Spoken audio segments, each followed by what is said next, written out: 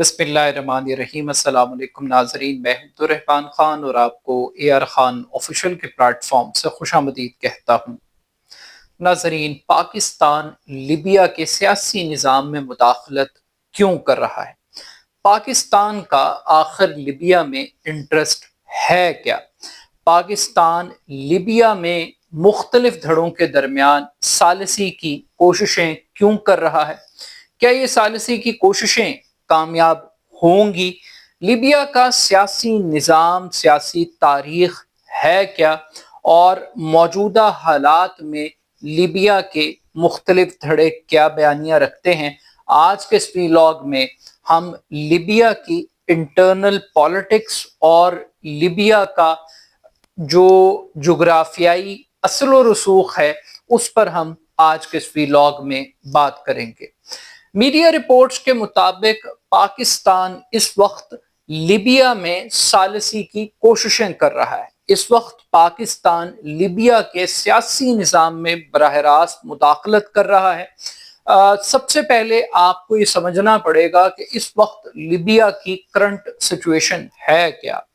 2011 में कर्नल मोअम्मर कज़ाफ़ी, जो कि 42 साल तक लीबिया के हुक्मरान रहे, उन्हें इक़्तिदार से हटाया गया। फिर उसके बाद वो मारे गए। उनके मारे जाने के बाद लीबिया के अंदर दो हुकूमतें कायम हुई। एक हुकूमत मगरबी हुकूमत कहलाती है और दूसरी मशरक़ी हुकूमत कहलाती है, और इन हुकूमतों को मुख्तलिफ नामों से भी पुकारा जाता है।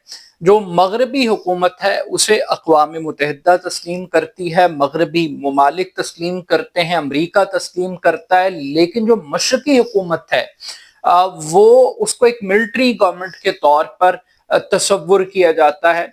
और ये जो मशरक़ी हुकूमत है ये तेल के वसाइल पर, गैस के वसाइल के ऊपर इनका कब्जा मौजूद है।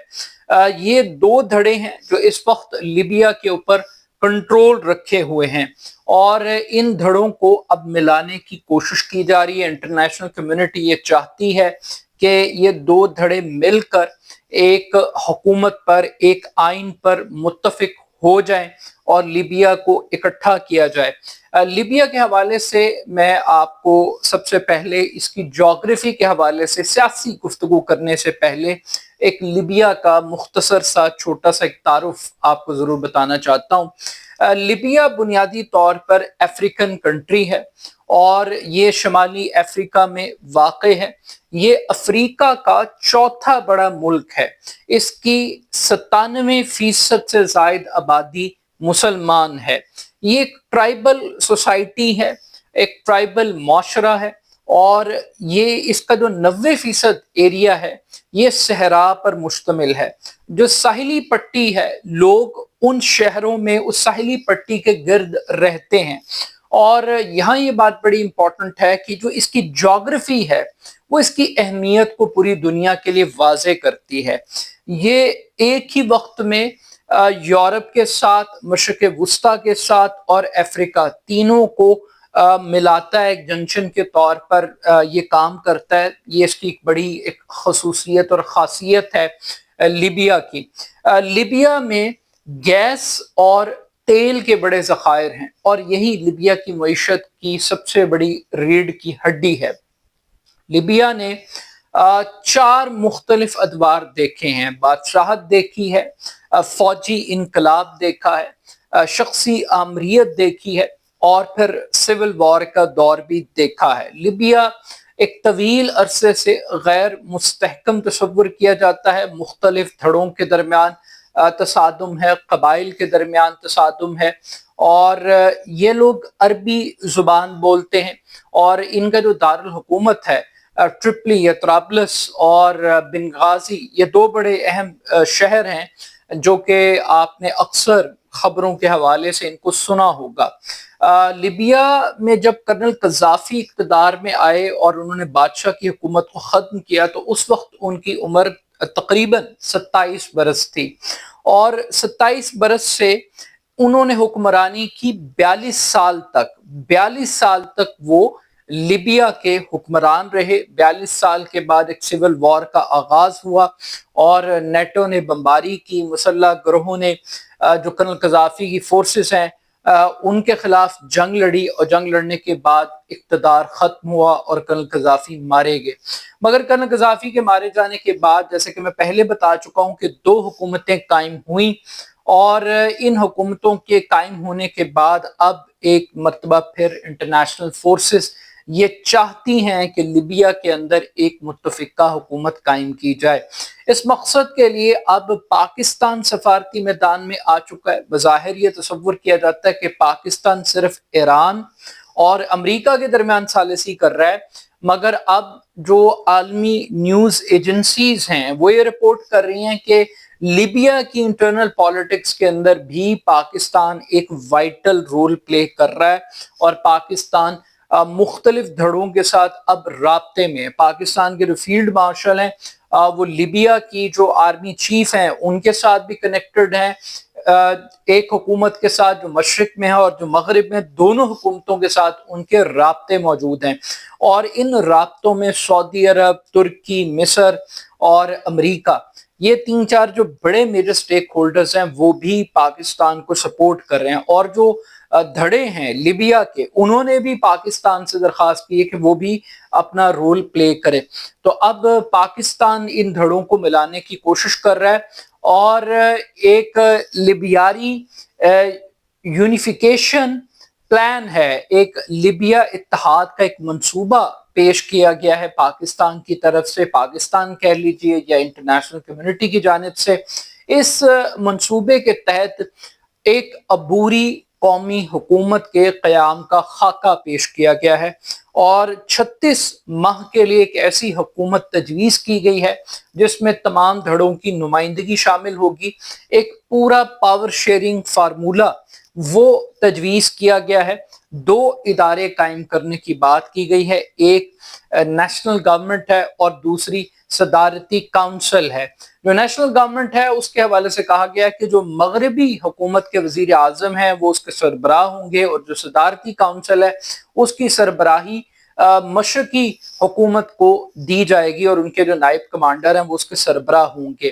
اب یہاں پر پرابلم یہ آ رہا ہے کہ جو سرکاری عہدوں کی تقسیم ہے، تیل کی آمدنی کی تقسیم ہے، اس کے ساتھ ساتھ انتخابی قوانین کی تشکیل، یہ 3-4 بڑے میجر ایسے پرابلمز ہیں جن کو سالو کرنے کی اب کوشش کی جا رہی ہے، اور اس سے پہلے بھی انتخابات کے لیے کوشش کی گئی، مگر یہ تمام تر کوششیں ناکام رہی ہیں۔ اور چونکہ تیل ایک بڑا ایک میجر سورس آف ارننگ ہے، اور افریقن کنٹریز کے اندر لیبیا کو تیل کی پروڈکشن کے حوالے سے بھی ایک خاصی اہمیت حاصل ہے، تو اب پاکستان یہ کوشش کر رہا ہے کہ کسی طریقے سے ان دونوں گروپس کو آپس میں ملا دیا جائے۔ جو مشرقی گروپ ہے اس کے ساتھ پاکستان کے بڑے گہرے تعلقات ہیں۔ پاکستان نے ابھی جو لیبیا کے چیف آف سٹاف تھے ان کے ساتھ تقریباً $4 ارب کا ایک دفاعی معاہدہ کیا تھا، جس کے تحت 17 JF تھنڈر طیارے اور کچھ میزائل اور کچھ تربیتی پروگرامز لیبیا کی فورسز کے ساتھ شروع کرنے تھے، اور اسی دفاعی معاہدے کے بعد ہم نے دیکھا کہ لیبیا کے یہی جو چیف آف سٹاف تھے وہ ترکی گئے، اور پھر واپسی کے اوپر ایک حادثے کے اندر وہ جاں بحق ہو گئے، اور ان کے جاں بحق ہونے پر بھی بہت سارے سوالات اٹھے کہ ایک طرف انہوں نے $4 ارب کی پاکستان کے ساتھ ڈیل کی، اور پھر اس کے بعد اچانک سے یہ ایک حادثہ پیش آیا، اور اس قسم کے حادثات جو ہوتے ہیں وہ بہت بڑے سوالات کھڑے کرتے ہیں۔ But still at the end of the day Pakistan کا اور لیبیا کا ایک بڑا گہرا تعلق ہے۔ پاکستان کے جو قذافی اسٹیڈیم ہے وہ بھی کرنل معمر قذافی کے نام پر رکھا گیا، لیکن ایک اور کنٹروورسی بھی پاکستان اور لیبیا کے درمیان پائی جاتی ہے، اور یہ جو کنٹروورسی ہے اس کا تعلق نیوکلیئر ٹیکنالوجی کے ساتھ ہے۔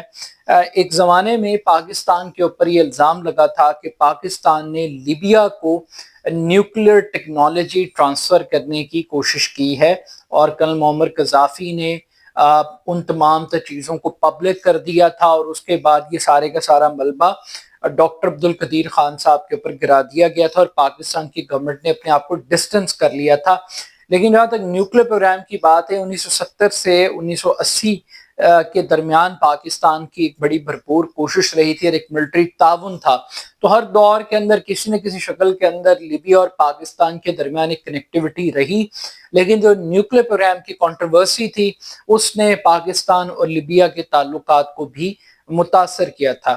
لیکن یہ بات بڑی انٹرسٹنگ ہے کہ وہ ملک یعنی پاکستان جس کی حکومت اپنی اپوزیشن کے ساتھ کوئی کنسنسس ڈیولپ نہیں کر سکتی، اپنے اختلافات کو ختم نہیں کر سکتی، ناراض بلوچوں کے ساتھ بات چیت نہیں کر سکتی، آزاد کشمیر میں ڈائیلاگ نہیں کر سکتی، تحریک انصاف کے ساتھ ایک ٹیبل پر نہیں بیٹھ سکتی، وہ دنیا کے مسائل حل کرانے میں اپنا کردار ادا کر رہے ہیں، دنیا کو اکٹھا کرنے کی بات کر رہے ہیں، لیکن اپنے ملک کے اندر جو میس کریٹ ہوا ہے اس میس کو کریٹ کرنے والے بھی شاید یہی طاقتیں اور قوتیں، مگر اس میس کو سمیٹنے کے لیے کوئی کام، کوئی کوشش، کوئی کاوش نہیں ہو رہی. But still at the end of the day اگر پاکستان یہ رول پلے کرتا ہے تو ڈیفینیٹلی ڈپلومیٹیکلی پاکستان کا جو اسٹیچر ہے وہ بہت بڑھ جائے گا.